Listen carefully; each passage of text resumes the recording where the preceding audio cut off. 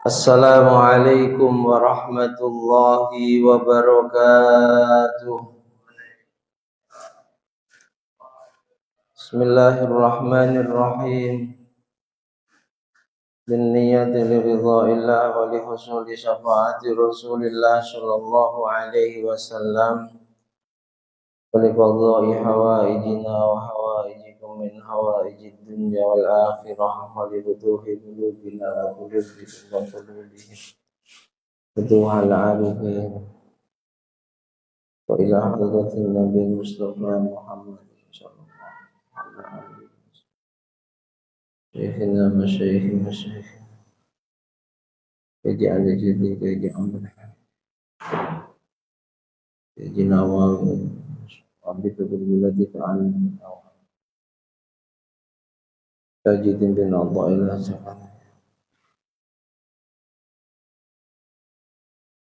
rahimahumullah wa ajarakumullah. Al-Fatihah. A'udzu billahi minasy syaithanir rajim. Bismillahirrahmanirrahim.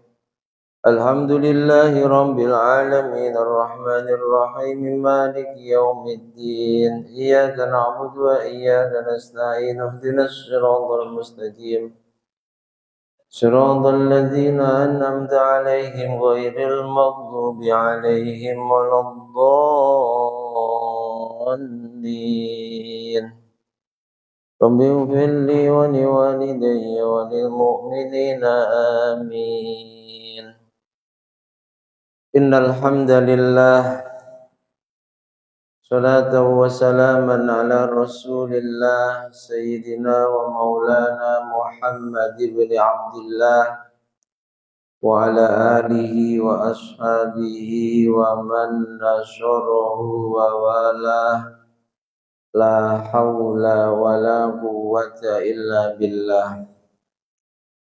Subhanaka la ilma lana illa ma 'allamtana innaka antal alimul hakim. Rabbi shrah li sadri wa yassir li amri wahlul 'uqdatam min lisani yafqahu qawli. Amin. Amma ba'd. Bapak Ibu hadirin wal hadirat jamaah salat maghrib Masjid An-Nahdah yang kami hormati, kami muliakan, terkhusus segenap jajaran pengurus dan Dewan Kemakmuran Masjid An-Nahdah, kaum muslimin muslimat, mukminin mukminat rahimana wa rahimakumullah wa asadakumullah. Alhamdulillahi rabbil alamin. Mari senantiasa kita panjatkan kehadirat Allah subhanahu wa ta'ala yang kembali di malam hari ini mempertemukan kita di majelis yang agung dan mulia, majelis ilmu setelah sholat fardu berjamaah dalam keadaan tetap iman serta Islam kita juga sehat jasmani dan rohani kita. Mudah-mudahan Allah terus memberikan taufik, hidayah dan inayahnya kepada kita sehingga kita bisa istiqomah hadir di majelis mulia ini, senantiasa diridhoinya dunia sampai akhirat kelak. Amin amin Allahumma. Salawat salam semoga senantiasa tercurah limpahkan kehadiran beliau junjungan alam Nabi Agung Muhammad sallallahu alaihi wasallam biqaulina Allahumma salli wa sallim ala sayyidina Muhammad wa ala ali sayyidina Muhammad. Semoga kita semua benar-benar diakui oleh Rasulullah sebagai umatnya dan kelak mendapatkan syafaatnya. Amin amin Allahumma. Bapak Ibu hadirin wal hadirat jemaah semuanya yang dirahmati Allah, kajian kitab hikam kita malam hari ini membahas hikmah yang ke-77 ya. Di mana hikmah sebelumnya kita diingatkan oleh beliau Syekh Tajuddin bin Athaillah As-Sakandari lewat hikmahnya, nasihatnya, al-haznu ala fitdanit ta'ah, susah, sedih, bahkan sampai menangis karena ketinggalan melakukan sebuah ketaatan, sedih ketinggalan jamaah, sedih tidak tahajud, sedih tidak hadir di majelis ilmu, sedih tidak baca Quran, ma'ada min nuzudi ilaiha, tapi hanya sedih saja, hanya sedih. Kenapa aku tadi nggak jamaah ya? Besok diulang lagi nggak jamaah. Kenapa tadi aku nggak jamaah subuh ya? Padahal aku sudah bangun. Besok nggak jamaah subuh lagi. Jadi hanya sedih. Sedih tidak dibarengi dengan semangat untuk mengejar ketaatan yang menyebabkan dia sedih. Ini kata Syekh Tajuddin bin Athaillah, min alamatil ihtirar. Itu tanda bahwa dia tertipu dengan setan. Seolah-olah cukup hanya dengan sedih itu saja, bahkan menangis itu saja, tapi tidak dibarengi dengan semangat yang kuat untuk melakukan ketaatan. Nah, ini mohon maaf terkadang kita seperti itu. Sebenarnya ketika Allah meletakkan dalam hati kita rasa sedih, nyesel sampai nangis, sebab mungkin bangunnya sudah subuh sehingga tidak tahajud, itu sudah anugerah. Itu sudah anugerah. Karena tidak semua Allah kasih anugerah, hatinya bersedih ketika ketinggalan taat. Betul tidak? Tapi terkadang kita ada sedih bahkan sampai nangis. Cuma kata beliau, kalau kesedihannya itu hanya sedih semata, nangis semata, tidak kok sedihnya, nangisnya menjadi semangat besok. Pokoknya jangan sampai tidak tahajud lagi. Besok pokoknya jangan sampai subuh kesiangan lagi. Besok pokoknya jangan sampai nggak ngaji lagi, wong cuma seminggu sekali kok. Hanya nangis saja. Itu tertipu, tapi kalau menjadi semangat, itulah kesedihan yang sebagaimana diterangkan dalam beberapa hadis, Nabi itu pribadi yang hatinya selalu sedih, daimul fikri, pikirannya nggak pernah berhenti, hatinya pun juga nggak pernah absen mengingat Allah. Bahkan dalam kitab-kitab maulid itu diterangkan Nabi kalau tidur benar kedua matanya terpejam tapi hatinya nggak pernah terpejam. Paham ya? Jadi jangan hanya sedih, nangis, tapi tidak kok dengan kesedihan itu menjadi cambuk yang menyemangati kita. Besok nggak boleh absen tahajud, besok nggak boleh bangun kesiangan, besok nggak boleh absen datang ke ngaji lagi. Itu tertipu, tapi kalau menjadi cambuk, itulah kesedihan sebagaimana kesedihannya Rasulullah. Kesedihan yang terpuji, kesedihan yang membawa banyak manfaat untuk dunia akhirat, kesedihan yang diperintahkan oleh syariat agama. Tapi banyak yang kena tipu. Dikira dengan sedih saja itu cukup. Meskipun sekali lagi rasa sedih, nyesel, bahkan nangis ketinggalan taat itu sudah anugerah sendiri. Karena tidak semua hamba Allah dikasih anugerah itu. Tapi jangan sampai di situ.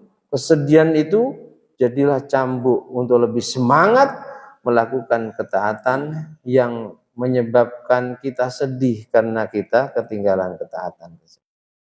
Paham ya? Nah. Kemudian hikmah berikutnya, beliau Syekh Tajuddin bin Athaillah Sakandari menjelaskan pada kita tentang tanda-tanda orang yang layak disebut al-arif billah itu seperti apa. Ini. Bismillahirrahmanirrahim. Qala al-muallif rahimahullahu ta'ala wa nafa'ana bihi wa bi ulumihi wa bi asrarihi wa bi anwarihi fid dharaini amin. Mal arifu, tidaklah disebut orang yang arif, yang ma'rifat, yang benar-benar kenal Allah. Man idza asyara wajadal haq aqraba ilaihi min isyaratihi. Orang yang ketika dia memberi isyarah, petunjuk sesuatu kepada orang lain atau mendapatkan isyarah dari Allah, ia sudah merasa bahwa Allah itu lebih dekat dari isyarahnya. Balil arif yang benar, orang yang ma'rifat kepada Allah yang benar, man la isyaratalah, orang yang tidak tergantung pada isyarah yang diterimanya atau isyarah yang dia berikan pada orang lain. Lifanaihi fi wujudihi, karena dia merasa fana, merasa sirna dalam wujudnya, merasa ya dia enggak ada. Dia ada itu karena diadakan oleh Allah al-Haq, Allah zat yang maha ada. Sehingga tidak perlu untuk merasa lebih dekat dengan Allah itu harus menunggu adanya isyarah, adanya petunjuk ghaibiyah. Enggak perlu. Kalau orang masih seperti itu, meskipun itu sudah mendekati ma'rifat ya, itu kata beliau belum dikatakan ma'rifat. Tapi orang yang ma'rifat itu orang yang tak perlu itu semua. Bahkan dia itu merasa sesuatu yang sirna. Tidak ada sirna dari alam semesta, karena di alam semesta yang ada hanya dia.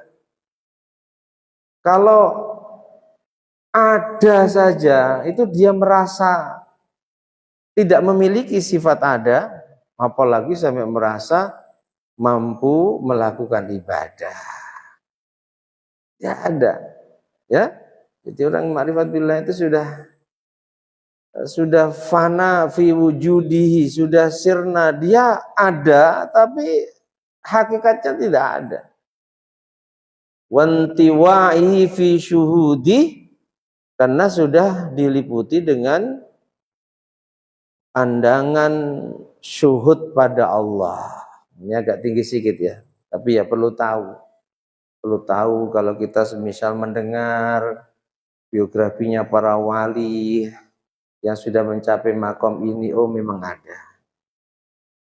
Jadi kalau diurutkan itu Bapak Ibu, perjalanan seseorang menuju Allah itu kan ada istilah syariah, ada istilah thariqah, ada istilah ma'rifah, ada istilah hakikat. Kita mungkin sering mendengar itu, tapi pemahaman yang sebenarnya wallahu a'lam. Syariat, thariqah, ma'rifat ini satu kesatuan yang tidak bisa dipisahkan. Orang itu tak cukup dia hanya ngambil thariqahnya saja lalu syariat ditinggalkan. Tak cukup. Apalagi orang langsung kepada makrifat dalam pemahamannya, hakikat dalam pemahamannya, sehingga syariat dan thariqah ditinggalkan. 4 istilah atau sebagian ulama cukup 3 saja, karena makrifat itu sudah bisa disamakan dengan hakikat, sebab ketika seseorang mencapai maqam makrifat itu umumnya ya sudah hakikat. Ya. Jadi kalau ada orang yang mungkin Allah kasih kelebihan, kalau dalam istilah hikam di bab-bab awal itu mukasyafah, dibuka hijab yang menghalangi antara alam nyata dengan gaib. Mukasyafah itu contohnya banyak, bisa toyil ardi, bumi yang mestinya jauh dilipat seperti di hadapannya. Mukasyafah juga bisa berupa maddal waktu jam 1 sampai jam 3 itu logika kita nggak cukup untuk baca Quran 30 juz. Tapi riwayat-riwayat sahih menceritakan sahabat-sahabatnya Rasulullah, apalagi Abu Bakar terkenal kalau witir 1 rakaat selesai 30 juz. Yang masyhur Umar, Utsman, Ali, tahajud 2 rakaat, rakaat pertama 15 juz, rakaat kedua 15 juz. Waktunya memang hanya 3 jam, tapi dipanjangkan oleh Allah sehingga seperti waktu yang cukup untuk membaca Quran 30 juz tanpa buru-buru. Itu bagian dari mukasyafah. Di antara mukasyafah juga dicintai ribuan orang. Di mana dia ada, Masya Allah, orang selalu mencarinya. Hati-hati ini. Kalau kata hikam, ada orang apalagi masih muda, kok dikasih anugerah itu, belum selesai perjalananmu. Jangan merasa cukup sampai di situ. Setiap majelisnya semisal dihadiri puluhan ribu. Masya Allah, doanya ijabah. Kehidupan kita ini adalah sejarah yang berulang. Ya. Zamannya Nabi Musa ada ulama yang seperti itu, tapi dilaknat oleh Allah. Sampai meskipun namanya tidak disebut, ada beberapa ayat menceritakan tentang ulama ini. Allah kasih padanya ismul mu'azzam, sehingga doanya itu cespleng. Semisal sedang benci sama seseorang, dilaknat, terlaknat benar. Namanya Bal'am bin Ba'ura. Pernah dengar gak? Bal'am bin Ba'ura ini ulama hidup di zamannya Nabi Musa. Majelisnya, setiap beliau punya majelis dalam Sirajut Talibin, Syarah Minhajul Abidina Imam Ghazali, itu diceritakan Bal'am bin Ba'ura itu setiap majelisnya yang hadir minimal 12.000 jamaah. Itu yang hadir bawa pena, bawa buku nyatet. Belum yang hanya mendengar. Jadi kalau zaman sekarang ada fenomena Gus Ikdam yang Masya Allah seminggu sekali, yang hadir puluhan ribu, Pak, dari mana-mana, itu dulu sudah pernah ada. Bal'am bin Ba'ura, tapi dilaknat oleh Allah karena demi dunia yang diiming-imingkan padanya, itu mendoakan Nabi Musa sebab kesaktiannya itu tadi. Allah kasih Bal'am bin Ba'ura ismul mu'azzam, sehingga doanya ijabah. Bagian mukasyafah banyak ya. Toyil ardi. Kita dulu di Lirboyo itu aliyah pelajarannya Al-Husunul Hamidiyah. Itu sebenarnya kitab tauhid, tapi ketika membahas masalah keramatnya para wali dicontohkan detail. Di antara mukasyafa karomatnya wali Toyil Ardi. Batam, Surabaya mestinya ditempuh berhari-hari zaman itu, tapi 1 jam nyampe, sebab bumi seakan-akan dilipat. Ya, di Surabaya ada orang ngomong apa, telinganya dengar, tanpa pakai HP seperti zaman sekarang. Itu bagian mukasyafa. Banyak orang yang terlena, kata beliau, setelah sampai di mukasyafakan oleh Allah, dia nggak melanjutkan perjalanannya. Jadi syariat itu ya hukum-hukum syariat. Teori-teori hukum syariat, ada perintah sholat, perintah puasa, perintah hadir di majelis ilmu, perintah jamaah, itu syariat. Lalu torekoh itu menjalankan syariat. Kita ngaji seperti ini sedang bertorekoh. Jangan dikira tuh yang namanya torekoh itu harus beat pada guru mursyid, lalu dikir setiap habis sholat sekian ratus, nanti tengah malam sekian ratus ribu. Jangan dipahami torekoh hanya itu saja, jangan. Kita ngaji ini sedang bertorekoh.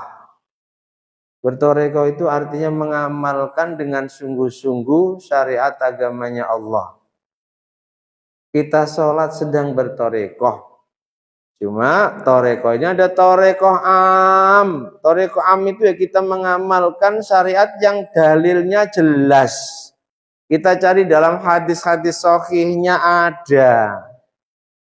Kita ngaji, kita jamaah. Dan ulama-ulama syariat, guru-guru kami khususnya, itu mendoktrin muridnya, santri-santrinya, afdhalut turuq, torekoh yang paling hebat, bisa mempercepat kalian benar-benar kenal Allah adalah apa? At-ta'lim wat ta'allum. Yang punya ilmu ngajar, siang malam ngajar, seperti guru-guru kami yang mulia. Zaman Bayi Karim itu sehari ngaji minimal 7 kitab. Kapan istirahatnya? Masya Allah. Dan banyak yang lebih dari itu, ulama-ulama kita, pengarang-pengarang kitab itu sehari ngajar kitab 12. Itu sudah biasa. Wa ta'allum yang nggak bisa ngaji. Nggak jadi jaminan orang yang ikut thariqah tertentu, berbaiat dengan thariqah tertentu lebih cepat mengenal Allah dibanding mereka yang hanya ngojah ngaji. Ya, jadi thariqah itu secara umum apa? Mengamalkan syariat. Paham ya? Yang kedua thariqah khas. Nah, thariqah khas itulah ada thariqah Qadiriyah, Naqsyabandiyah, ada thariqah Tijaniyah, Naqsyabandiyah, nanti juga ada Naqsyabandiyah Khalidiyah, dan seterusnya. Itu kalau cari dalilnya nggak akan kita temukan. Makanya mohon maaf mereka yang anti thariqah itu argumentasi mereka. Kalau memang ada ajaran seperti itu, coba tunjukkan dari kitab-kitab induk hadis yang 6 ada enggak? Ya memang enggak ada. Memang enggak ada. Karena Nabi mengajarkan ilmu kepada para sahabat, itu ada yang diajarkan secara umum, ada yang diajarkan hanya kepada sahabat-sahabat tertentu. Sampai dalam beberapa waktu sebelumnya, Abu Hurairah itu mengatakan, sungguh jika diibaratkan, aku ini belajar ilmu sama Rasulullah 2 karung. 1 karung itulah ilmu yang aku juga tularkan pada yang lain. Yang 1 karung aku sembunyikan, aku simpan, tidak aku ajarkan. Karena andai aku ajarkan, mungkin mereka akan menganggap aku ini kafir dan musyrik. Jadi memang ada ilmu-ilmu yang itu diajarkan secara rahasia oleh Rasulullah kepada sahabat-sahabat tertentunya. Banyak kalau dicarikan dalil hadisnya di kitab mana, nggak akan kita temukan. Paham ya? Karena itu langsung Rasulullah pada sahabatnya Abu Bakar, Abu Bakar pada sahabatnya si Fulan pada si Fulan, terus sampai nanti Syekh Abdul Qadir Al-Jilani, beliau bisa menjelaskan secara detail, belajar dzikir dengan cara seperti itu, yang dibaca itu dengan hitungan tertentu seperti itu dari mana? Dari gurunya. Gurunya dari mana? Dari gurunya, bersambung sampai Rasul. Itu namanya thariqah khas. Sama-sama thariqah jalan menuju Allah agar kita benar-benar kenal Allah. Kita ini kan ya bisa dikatakan kenal, tapi nggak sempurna. Karena kalau kita kenal Allah, kita nggak akan maksiat. Baik secara terang-terangan di depan orang banyak maupun saat sendirian. Kadang mohon maaf, kita dengan segala kelemahan kita Bapak Ibu mungkin bisa menjaga diri kita dari bermaksiat saat ada orang. Betul tidak? Terkadang saat sendirian kita masih belum mampu menahan diri dari bermaksiat.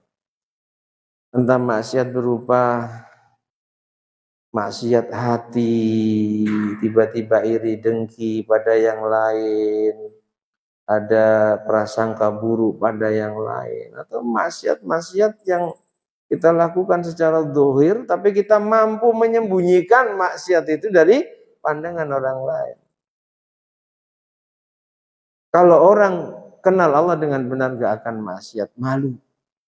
Kalau orang kenal Allah dengan benar bahkan mengaku mencintai Allah, tidak akan berkeluh kesah atas masalahnya, atas ujian dan cobaannya kepada selain Allah. Bahkan untuk berkeluh kesah kepada Allah saja malu. Sementara kita sering mengucapkan, kami kenal Allah, Tuhan kami itu. Tapi kita masih melanggar larangannya. Betul tidak? Kita masih males ngerjakan perintahnya. Ya Allah, kadang itu perintahnya Allah itu kayak beban yang luar biasa.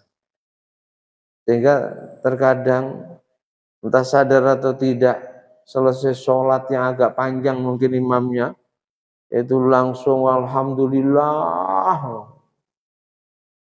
Seolah-olah saat sholat itu bawa beban berkintal-kintal. Betul tidak? Masya Allah. Kita akui atau tidak? Itulah kita. Terus kita ngaku kenal Allah. Belum layak. Makanya orang yang al-arif billah, lewat syariat dia pahami dengan benar, lalu dia amalkan syariat dengan sungguh-sungguh.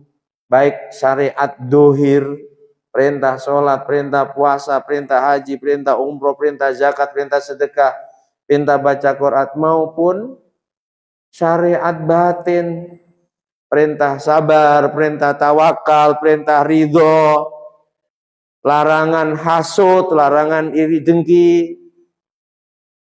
Banyak orang yang dohirnya luar biasa, sholatnya, puasanya, sedekahnya, tapi hatinya jahat.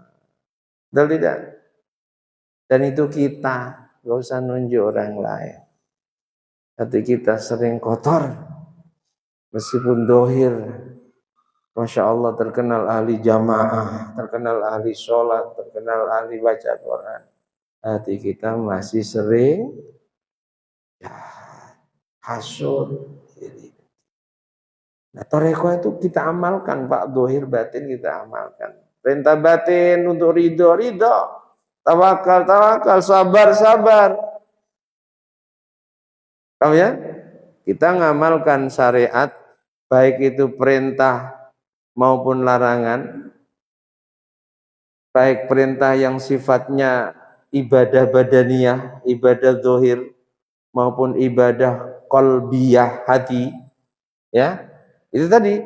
Ridho,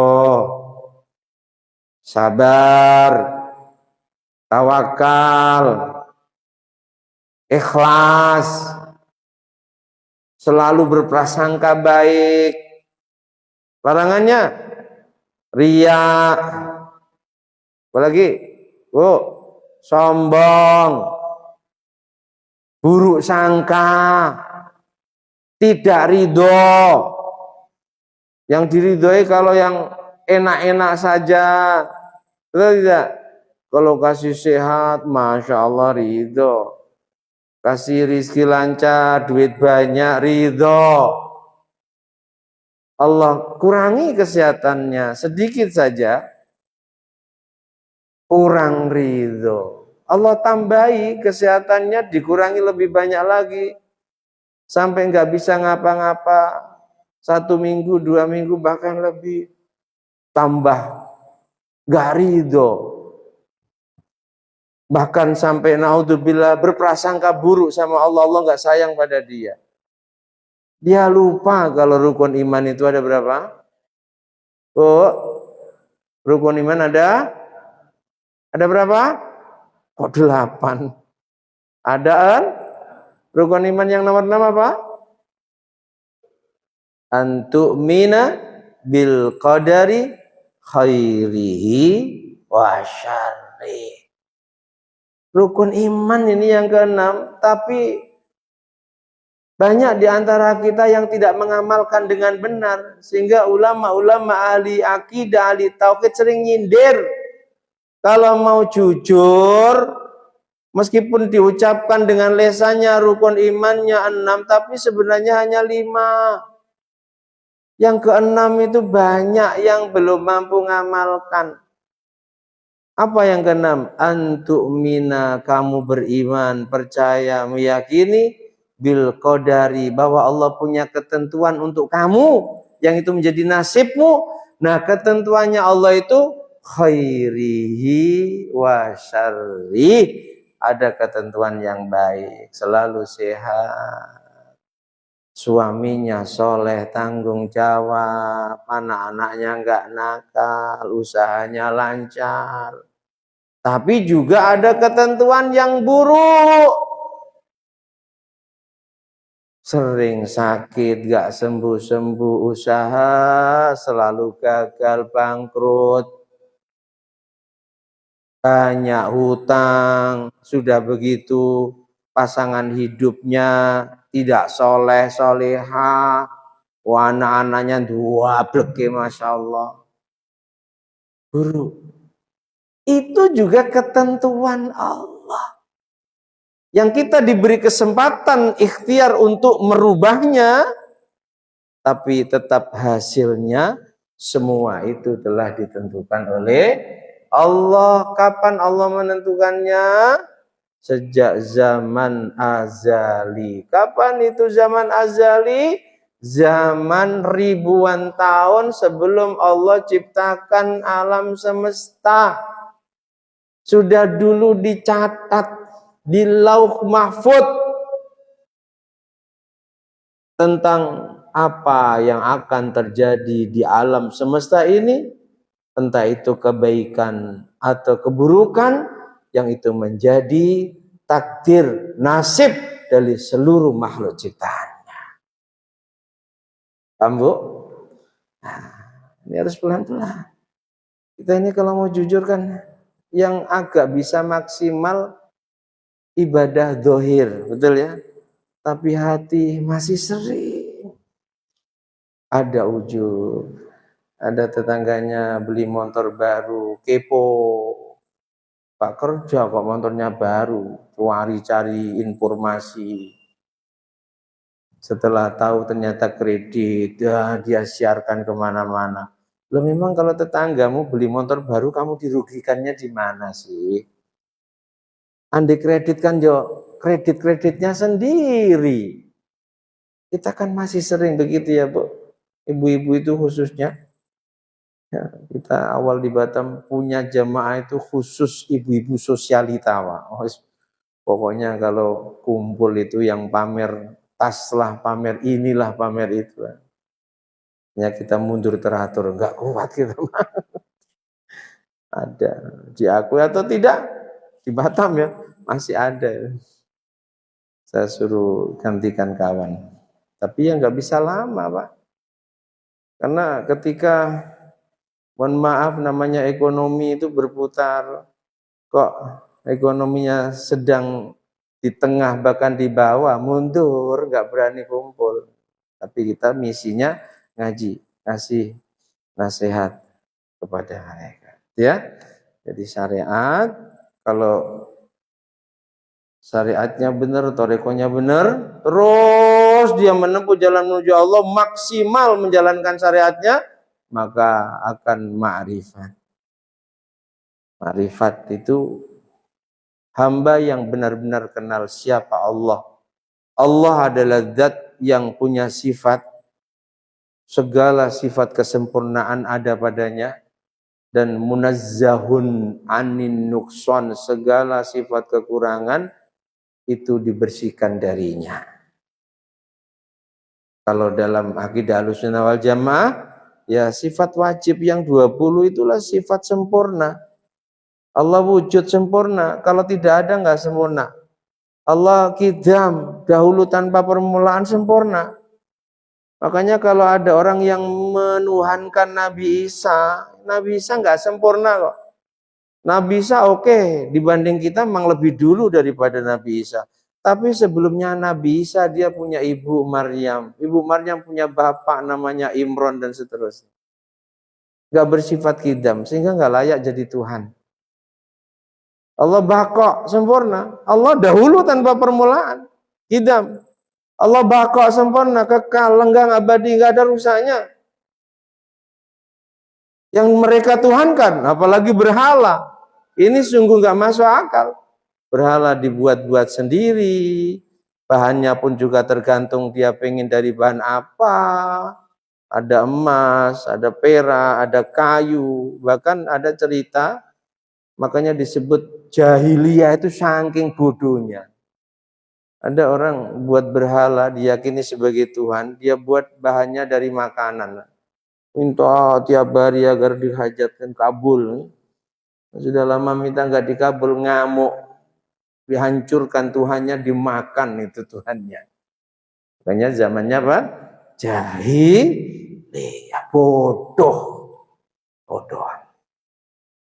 Jadi kalau sudah al-arif billah, ma'rifat, maka dia pun akan mencapai puncaknya hakikat.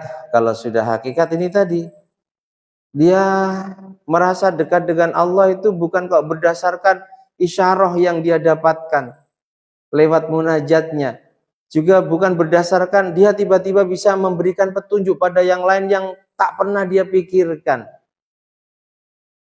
Itu masih cemen kalau kata hikam, masih cemen kalau seperti itu. Ya.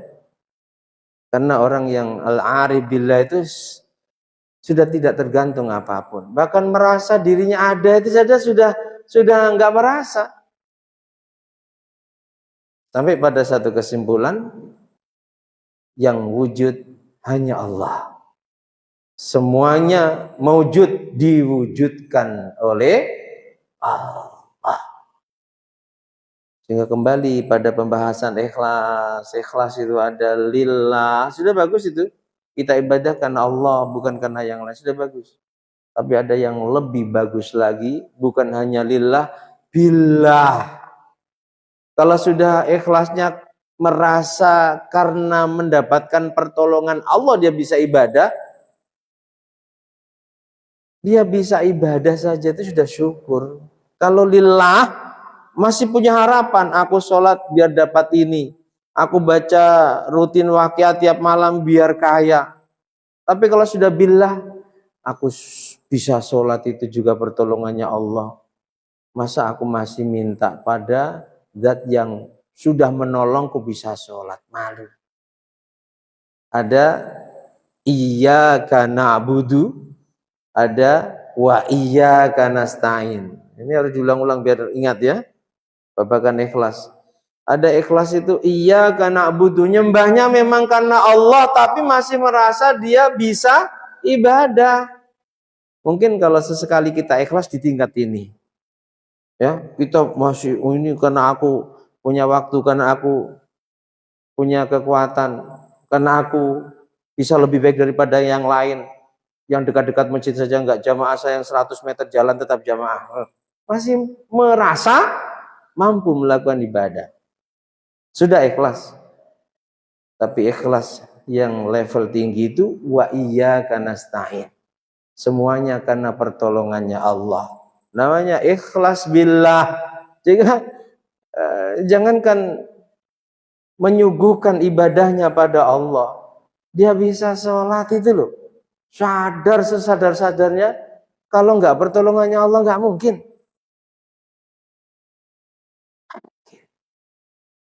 Nah, ini ilmu ya. Entah kapannya kita bisa mengamalkan. Tapi kita harus tahu. Ya minimal lillah. Gitu ya. Jadi kalau orang sudah al-arif billah. Sudah benar-benar mengenal Allah, maka dia tidak merasa lebih dekat ketika mendapatkan petunjuk atau bisa memberikan petunjuk pada yang lain. Al-arif billah itu pribadi yang sudah merasakan dirinya sirna di alam semesta ini, enggak ada. Dia ada karena diadakan oleh Zat yang Maha Ada, dialah Allah Subhanahu wa taala. Paham kira-kira? Insya yang kasih paham Allah bukan saya ya. Kita belajar bersama. Itulah perjalanannya para wali ya. Mudah-mudahan ada manfaatnya dan Allah terus mampukan kita untuk istiqomah mengkaji intan-intan mutiara, nasihat-nasihat yang manfaat dari para walinya Allah, terkhusus dari Syekh Tajuddin bin Athaillah Al-Sakandari pengarang kitab kita. Mudah-mudahan amin Allahumma. Allahu a'lam bishawab. Pas Al-Fatihah. Subhanakallahumma bihamdika asyhadu an la ilaha illa anta astaghfiruka wa atubu ilaik. Wal 'afwu minkum. Assalamualaikum warahmatullahi wabarakatuh.